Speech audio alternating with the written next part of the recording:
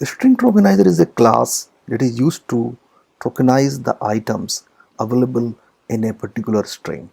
So string, it may be a sentence, it may be a word, or it may be a paragraph, or it may be a string builder. It may be a huge collection of characters available in the string.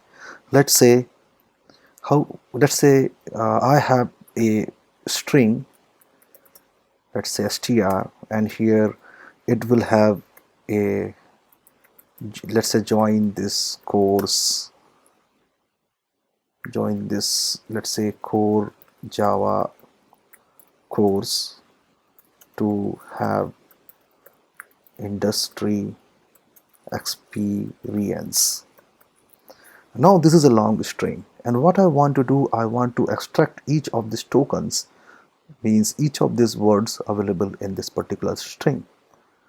So how you can do this? Yeah, you can do this by applying some kind of for loop and try to collect all the characters, but it will take a very long time.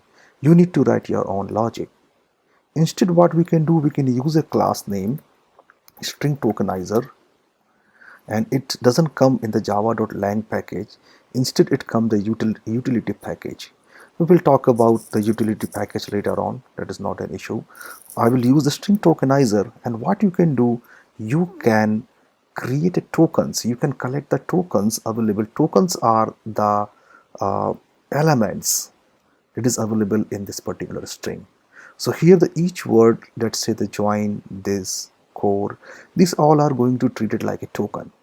First, let me create an object of this particular string tokenizer, let's st here, and you can use the string tokenizer. Now you can check out here, there are three types of constructor available. The first one says, okay, just pass the string and we will generate you the tokens based on the space available between two words. And second one, if you want to use the specific type of delimiters. So delimiters may be a alphabet, it may be a special case, a special keyword, so a special character, something. So we will deal with the first one, and here I'm going to pass this string. Now how you can retrieve this token? Since string tokenizers come in a utility class, there is a specific iterator available to extract all the tokens available in a particular string. And this is our st dot. You can see a lot of methods available, has more element, has more tokens, next element, next token with the particular delimiters. So we will check it out here, has more element. Okay, so this will check whether the more elements are available or not, or instead you can also use the has more tokens. Has more tokens is widely used, so I will use here a while loop that says has more tokens, or element also you can use, and now it will start iterating.